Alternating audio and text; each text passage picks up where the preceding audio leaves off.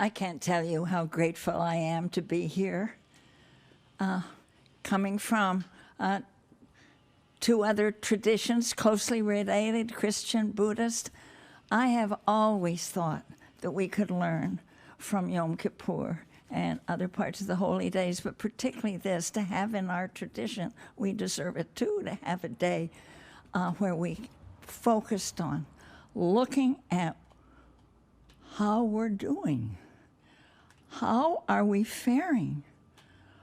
What is the state of our minds?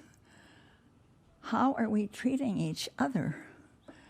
How are we being? At any rate, so I am very, very grateful to Lior and the whole, all of Nochmat Shalev for being there. And for this title for the day, the Together in the Unknown. I love those words. It's both kind of a statement of fact, a diagnosis, and a blessing. And I want to explore both of those with you in these few minutes.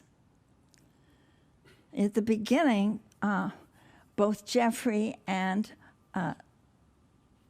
Naomi were evoking how long we've been around. That's so good to remember. And so I would like to, first off, invite you to join me in a meditation on your hand. I want you to look at it. If you're wearing mitts or gloves or something, or catcher's mitts, or you could just take them off and look at your naked hand, please. It is a wonder. And it can take us back through time, which is what I want to do. I want you to, first of all, see, it's a very strange thing. If you have all your 5 fingers, which you may not or may, but look at the texture. Yes, turn it.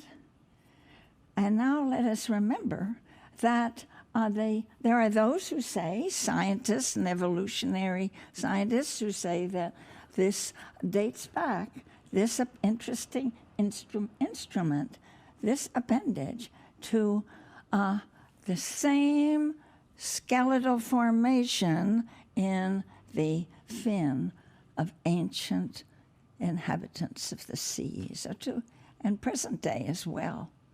And if we see that, then we can go back in time, that our hand is that old. And we can go back and experience it and our journeys too. How, no matter if it's a 91-year-old hand like mine, or I hope there's somebody around maybe at 4 or 5 years old here today, but maybe there's a little hand inside the mother's womb still here in our gathering. And we can see that we've come a long journey. All of us in our mother's womb had fins and gills at a moment to remember that journey. Can you remember pushing up on dry land? This hand did that. Came up and learned to walk just when the gills were learning to breathe the air and develop lungs. And then all in with the appearance of the mammals learning to run very fast on all these little fingers, toes, claws, dig, build, and then, the journey, our journey as humans.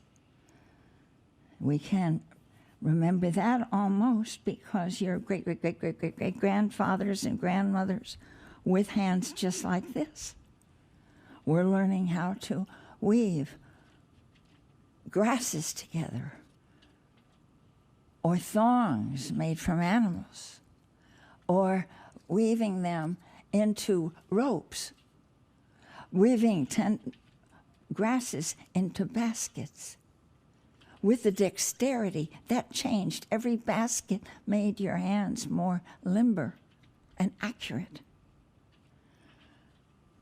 Gathering grains, harvesting them, putting them in, moving out, learning to count, learning to trade, learning to make objects of trade so you can count out how much wheat you grew and sold. Learning to let the power of life through your hands to heal the ill. Learning how to mix lotions and medicines. Learning how to write. Learning how to write down laws and insights about how you will live together. Until we come to now. And that is the hand. Can you see it? Can you see back through the hundreds of millions of years? Thank you. For that is what guides and can anchor us a little bit today. Because we are facing something that I don't think any of the ancestors along the way did. And it's been referred to here. As Naomi said, the sixth time the earth has changed, counting 6 extinctions. So we're facing a time when we seem to be, I had to take off a mask, but that's just for this, because there's heat and smoke here. And our world's on fire. 13,000 acres just burned up here a ways north in Sonoma overnight. And the Arctic is burning. And the Amazon is burning the forest. And we don't know how to stop it quite. And we're facing the, so we're hoping to face that this has something to do with climate change. That takes a little bit of courage, we see, for some folks. It gets in the way of business as we come to see it.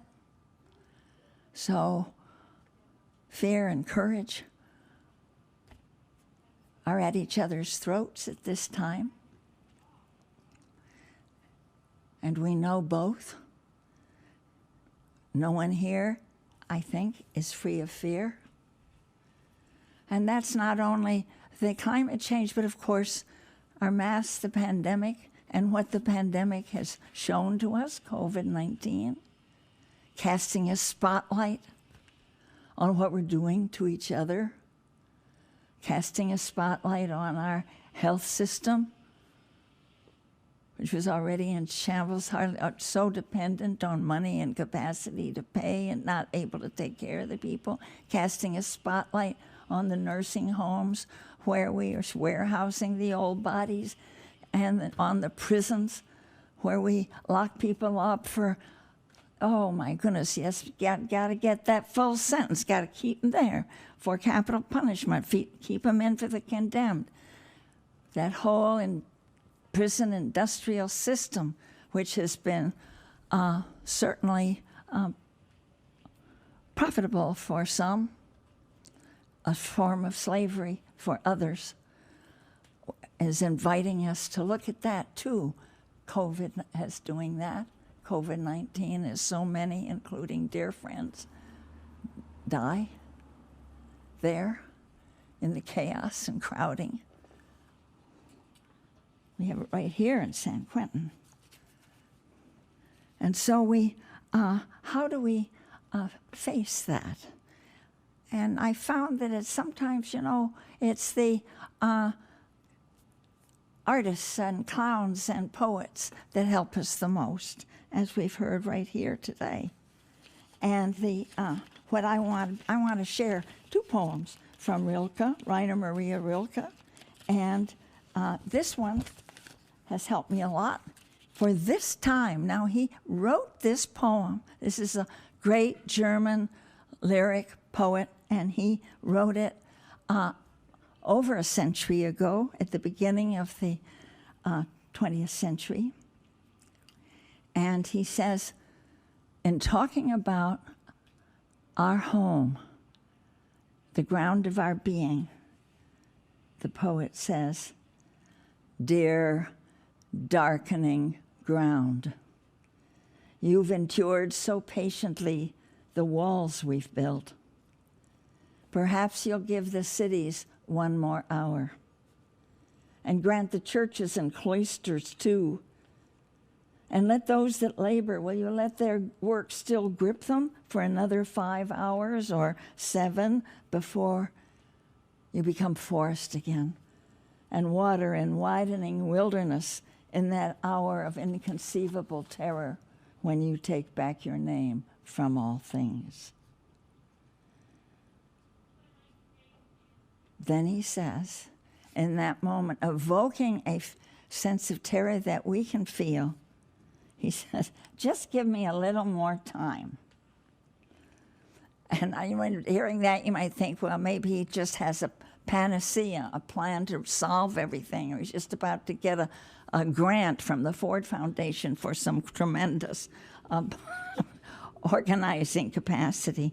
And he says, "Just give me a little more time, because I want to love the things as no one has thought to love them until they shine like you and are real." Wow, that's something we can do right now. We can love the things. And that things is the way Rilke used it, meant everything about our lives and the givens of our life and all that supports us and all that we make and all that we hang out with. So that is what we're asked for now in being with the unknown. How do we love the things when in a state of such mystery, in a state where seems, and particularly when you're looking ahead to the barely a month away. So I was about to say the mother of all elections. Well, we don't even know who's going to be where. It's been the very president himself is counting on a lot of violence and civil unrest. So how do we be with the unknown instead of getting scared to death? And I'm just a couple of lines. Jacob Needleman, whom I have been a great advisor, talks about what uncertainty can give us. Now he says, "For there is nothing to guarantee that we will be able to remain long enough or deeply enough in front of the unknown, a psychological state which the traditional paths have always recognized as sacred. But in that fleeting state of being able to tolerate the unknown, a person is said to be able to receive the truth, both about nature and about their own possible role in the universal order." That really helped me a lot, for then I learned for myself that when you make peace with uncertainty, you actually find a kind of liberation. You're freed from bracing yourself against every piece of bad news and from constantly having to work up a sense of hopefulness in order to act, which can be exhausting, face it. There's a certain equanimity and moral economy when you are not constantly computing your chances of success. The enterprise is so vast, there's no way to judge the effects of this or that individual effort or the extent to which it makes any difference at all. Once we acknowledge this, we enjoy the challenge and the adventure. Then we can see that it is a privilege to be alive now in this great turning, when all the wisdom and courage ever harvested can be put to use. To be together in the unknown.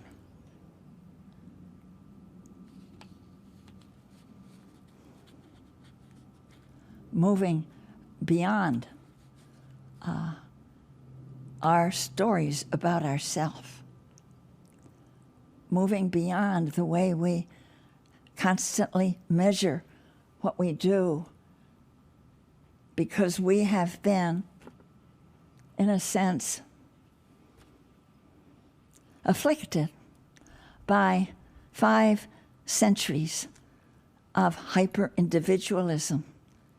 And our world is built so much, and our education and our business and our ways to make ends meet are so burdened with competition and self-advertisement. This is a cruel thing to do to the human spirit. I myself don't think there's ever been anything that has been so tormenting and mean and cruel as enclosing people in that prison cell of the individual self. So for me, facing where we are and who we are, as I understand and experience is happening here at Yom Kippur, is a liberating act to see the immensity of our participation in life.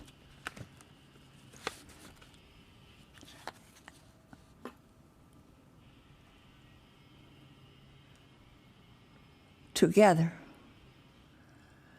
Together, maybe it's in the unknown we discover we're together. In the unknown we discover the love we ache for and the courage that's there. I'd like to close with another Rilke poem. This was written toward the end of his life in the 1920s. It's the last sonnet to Orpheus. And when my co-translator, Anita Barrows, and I were translating it, it was exactly as we were moving into Iraq in 2003. Our hearts were heavy. We were scared at what this was going to do, not only to Iraq, but to the world and to us. But this poem has helped us hold on into the unknown, and has continued to do so ever since. And so this is my heart gift to you. And Anita, my thanks to you. I think you're with us on Zoom. What a joy it has been. All right, this is the words. He's talking to you, the poet. He says, quiet friend who has come so far. Feel how your breathing makes more space around you. Let this darkness be a bell tower, and you the bell. And as you ring, what batters you becomes your strength. Move back and forth into the changes. What's it like, this intensity of pain? If the drink is bitter, turn yourself to wine. So hear those words, says I, parent on the sidelines. With the fear, with the scaredness, with the anger, with the outrage, turn to curiosity.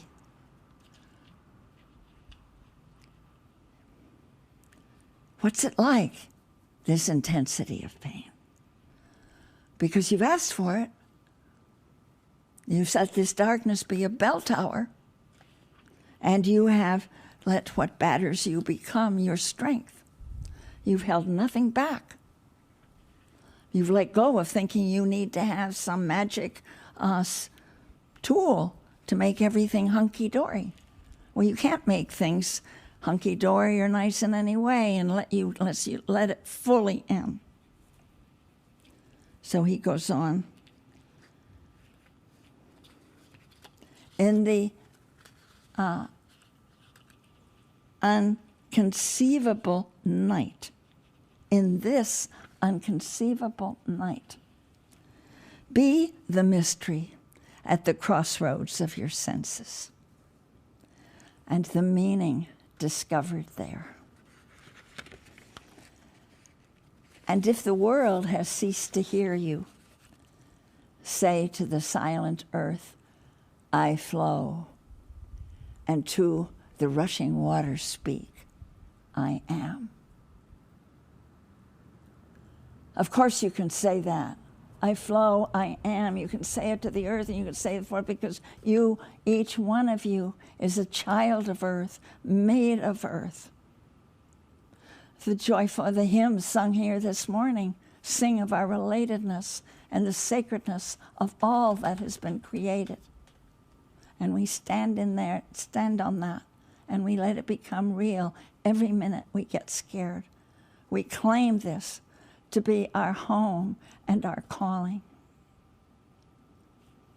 And then as we do that, we can experience that this is a great privilege to be born now, to be here now. And if we fail beautifully.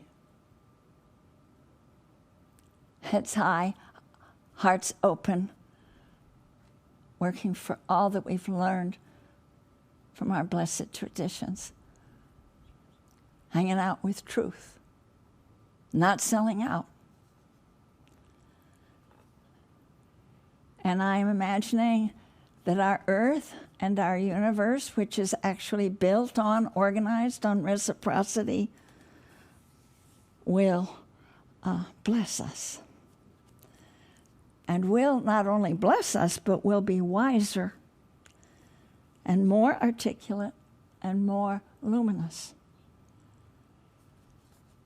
because of our participation in this life that has brought us forth at this time.